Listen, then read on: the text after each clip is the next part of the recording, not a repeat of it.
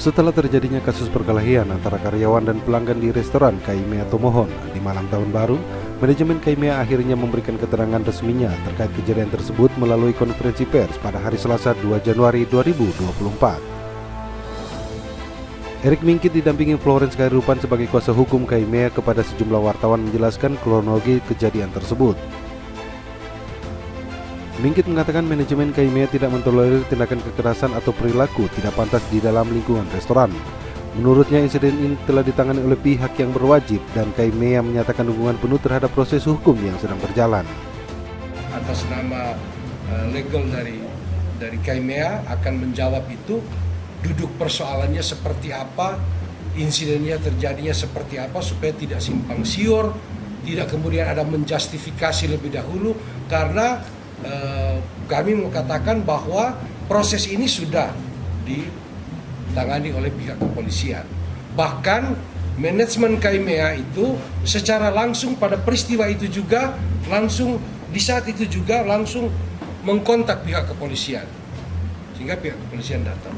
Oleh sebab itu kami tidak mau kemudian ada terjadi public opinion yang kemudian mencederai mekanisme proses meletakkan proporsi hukum di dalamnya. Kalau itu ada terjadi suatu insiden, apakah kemudian itu ada pelaku atau ada korban atau sebaliknya, ini suatu perkelahian, itu jadi kewenangan dari pihak kepolisian. Sudah meminta mengkonfrontir terhadap teman-teman karyawan dari Kaimea yang terlibat insiden itu. Sekali lagi terlibat insiden itu. Karena itu bukan aspek penganiayaan, karena itu terjadi perkelahian. Nah, tetapi kami memahami bahwa yang namanya sudah terekspos di publik dan kami memahami etika dan protap kami dalam memanage Kaimea itu, kami tidak mau kemudian kami yang dipersalahkan atau mempersalahkan mereka, karena kami sifatnya melayani. Pelanggan itu adalah raja, tetapi juga pelanggan ada proporsi di saat dia memasuki properti Kaimea, karena tentu properti Kaimea juga ada memproteksi kalau terjadi sesuatu yang kemudian akan berimbas merugikan Kaimea. Ya, mau salah atau benar itu ada garis aspek hukumnya yang akan nanti diselidiki oleh pihak berwajib. Tetapi yang pasti dari pihak Kaimea dan by person, ya, karyawan Kaimea yang terlibat dalam insiden itu akan melakukan permintaan maaf secara resmi di depan pers. Mengatakan terjadi kekeliruan juga dari pihak kita. Mungkin kalau itu berlebihan, saya harus meminta maaf dengan segala kerendahan hati saya atas dampak yang terjadi dari insiden tersebut.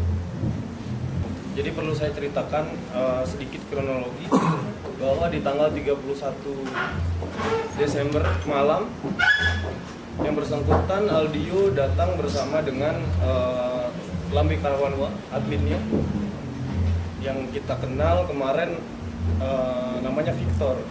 Jadi perkelahian tersebut terjadi bermula dari aktivitas mereka di atas yang sudah mengganggu beberapa tamu.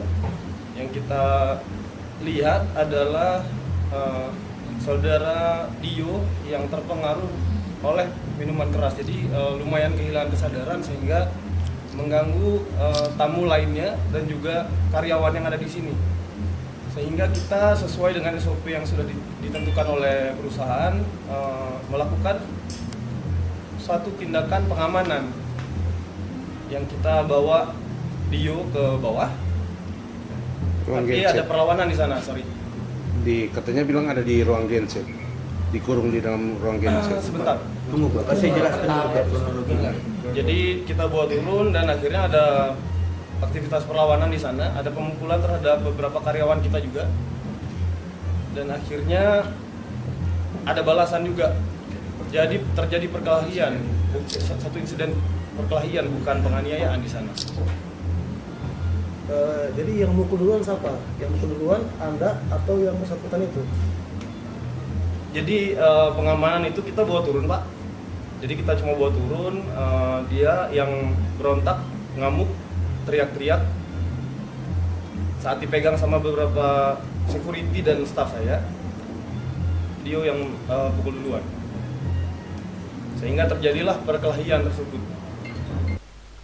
Bahkan dalam kasus ini, Mingkit menegaskan bisa mempidanakan admin akun medsos Lambe Kawanua. Saya juga boleh katakan saat ini bukan menantang mereka. Saya bisa kemudian juga mempidanakan mereka. Karena jujur Pak, Ya. selama KMIA sudah Ya, rusak. oleh sebab itu saya kuasa hukum dari KMIA ini on the record, bukan off the record. Saya bisa mempidanakan juga Lambe Kawanua itu. Pak, yang pasti lah Ya, karena mereka sudah memframe seakan-akan KMIA dijustifikasi melakukan tindakan penganiayaan. Nanti frame itu tidak benar. Yang benar terjadinya insiden itu. Saya mau tegaskan, siapapun Lambe Kawanua itu. Nama saya Erik Mingkit, sarjana hukum, kuasa hukum dari KMIA. Saya tantang mereka. Ya, saya tantang mereka. Saat ditanya apakah ada indikasi karena persaingan bisnis, Mingkit tidak menapik hal tersebut.